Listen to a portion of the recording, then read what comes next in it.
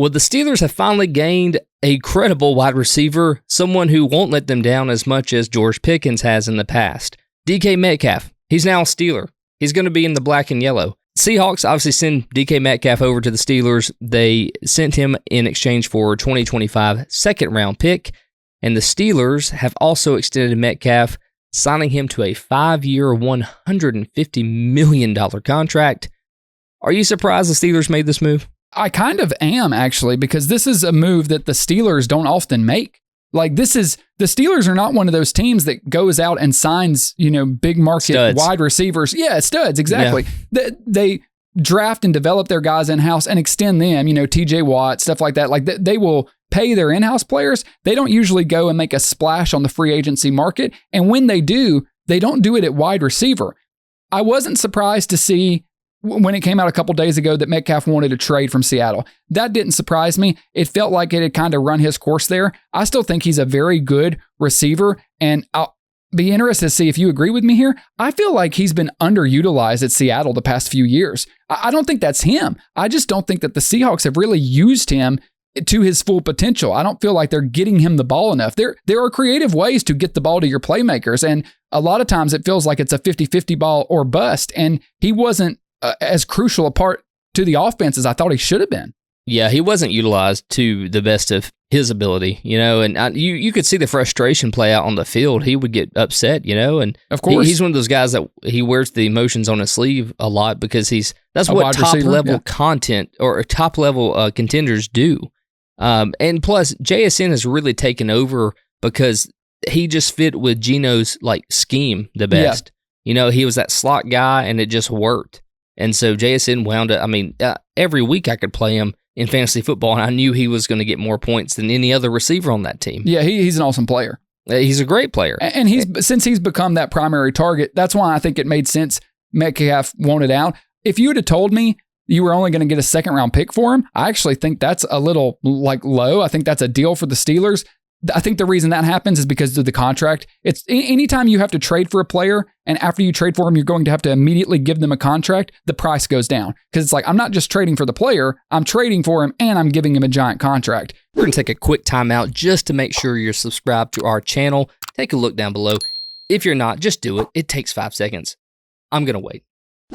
But this is something the Steelers don't normally do, and I hope this video is not outdated by the time it comes out, but my question is, do you think this is basically a signal to the rest of the league that they're going for Aaron Rodgers at quarterback? Because I can't imagine you go and get DK Metcalf unless you think you have someone that can deliver the ball. Obviously, they don't have a lot of faith in George Pickens. They might be trading him. He's a handful. He's got his own issues, whatever. It seems to be a recurring thing with Steelers wide receivers.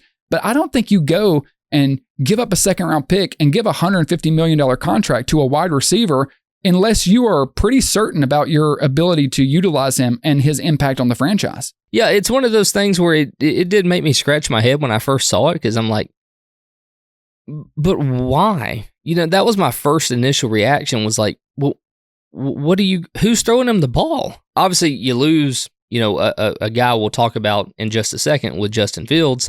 And so now you got, Russ? Who they're probably not bringing back, I would imagine. I think if they were bringing Russ back, they would have done it by now. Probably so. So, okay, walk that narrative out then. They get Aaron Rodgers. Do you think they have a shot now? Because we saw the whole hype build between Rodgers and Adams, and that fluttered out pretty quick. So, do you think this changes anything? When you say, if it is Rodgers, do I think they have a shot? What do you mean by a shot? Playoff, second round in the playoffs. Yeah, I do. Okay. Because honestly, if you go and watch the Aaron Rodgers tape from the last 5 games of last year, last 5 games with the Jets, he's not bad. He is not Aaron Rodgers that he used to be. He's still a little, unstable in the pocket. He's still worried about his protection. His leg, obviously, he can't move like he once did. But when I went and watched the snaps he took the last couple games of the season, I didn't, because nobody was watching the Jets at that point. They were done. I went back and watched after the season, all of his snaps, in those last few games. And I didn't come away going, oh, Aaron Rodgers is the problem. The Jets were a disaster from the get-go. It is the Jets. I don't think Rodgers, personality helped that. I actually think this is one of those situations that could work. Now, am I saying they're going to be a legit playoff contender that could go beat the Chiefs or the Bills? No, but I think Rodgers with Mike Tomlin, maybe that keeps some of the craziness of Aaron Rodgers down. Mike Tomlin has a hold on the locker room. In the Jets, the inmates were running the asylum. Nobody knew who was in charge after they fired Robert Saleh. Mike Tomlin has an iron fist on this franchise, on this organization. I think if you add Aaron Rodgers, you give him DK Metcalf and a solid run game with that defense, I think you absolutely could credibly contend in a playoff game, because that's really what they were missing. The defense is all right, but when they got blown out by Baltimore, it's been the same thing year after year. They just don't have a quarterback they can rely on. And even though Rodgers isn't who he used to be, I still think he's a massive improvement over really everything they've had since the latter years of Big Ben. You said if they had a good running game too. Well, they just lost their running back, so willingly.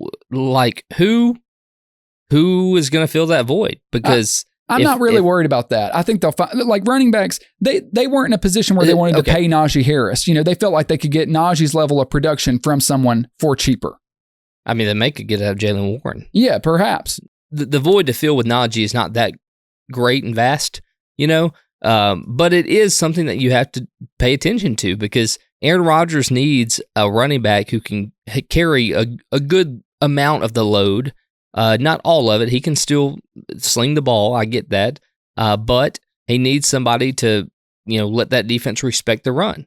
So I'm gonna be looking into the Steelers and see who they get at running back, or if they just run with Warren, maybe, possibly. I have a feeling they signed somebody. Well, this is also a really deep running back draft class too. So they could get someone in the 3rd, 4th round that's a solid, reliable role player. That is definitely true. It's going to be fun to see how it shakes out, but I do think that when you add DK to a team, the team is elevated. He's that type of player. He is a top 10 wide receiver when he's utilized to be one. Well, especially because we saw it later in the year, you couldn't count on George Pickens. Like, he was so volatile. He's, kind of a diva. He is unreliable. Looks like he didn't want to be out there half the time. So just having the veteran presence, the physicality of DK Metcalf really matches with the Steelers too. It's really all going to come down to who is slinging the ball to DK this season. So the question there, if they don't get Rodgers, is this kind of a weird trade? Like, if they don't end up with Rodgers, the fact that they did this is kind of bizarre to me. Is DK a top 10 wide receiver at the end of this year with Russell Westbrook at quarterback? Well, Russell Westbrook, I probably not. I would Can you say tell he's I've been betting NBA too much? Yeah. Russell Wilson at quarterback. No, I don't think so. Russell Westbrook may be better at quarterback at this point. I don't know. Good point. I don't think Metcalf's a top 10 receiver regardless. I think that would be pushing it. But with Rodgers, I think he has top 10 potential. He has potential. But apparently, the Steelers were really interested in re-signing Justin Fields. So if they thought adding Justin Fields and bringing in Metcalf, like, those two don't go together at all, in my opinion. I feel like that's interesting. So the jury's going to have to shake out on the quarterback situation before we can really judge this. But anytime you can get a player of Metcalf's talent, that's good for your offense. It's not a traditionally Steelers-like move.